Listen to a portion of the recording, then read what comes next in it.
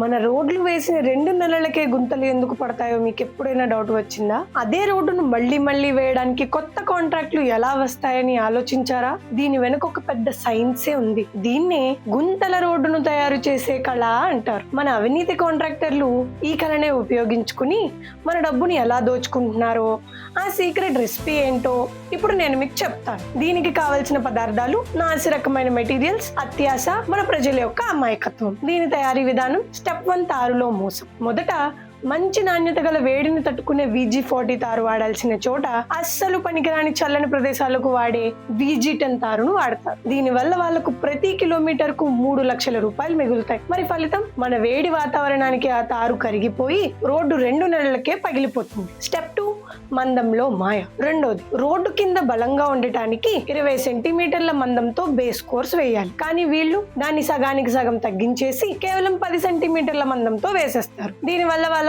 Kilometre కు మరో 5 లక్షలు ఆదా అవుతాయి. కానీ ఆ పల్చని రోడ్డు మీద పెద్ద లారీలు వెళ్ళినప్పుడు అది సులభంగా విరిగిపోయి గుంతలు పడిపోతుంది. స్టెప్ 3, రోలింగ్ లో దొంగ లెక్క.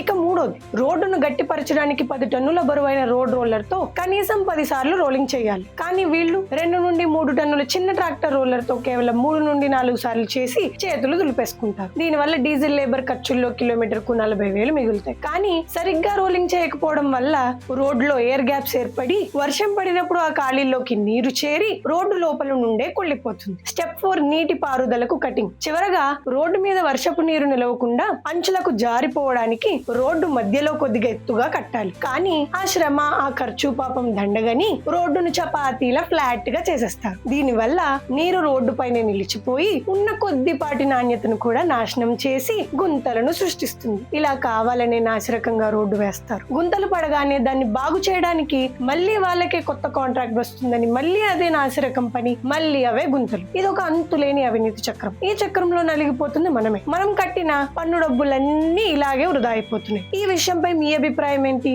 మీ ప్రాంతంలో కూడా ఇలాగే జరుగుతోందా? కింద కామెంట్స్ లో తెలియజేయండి. ఈ నగ్న సత్యాన్ని అందరికీ షేర్ చేయడానికి ఈ వీడియోను ప్రతి ఒక్కరికి షేర్ చేయండి.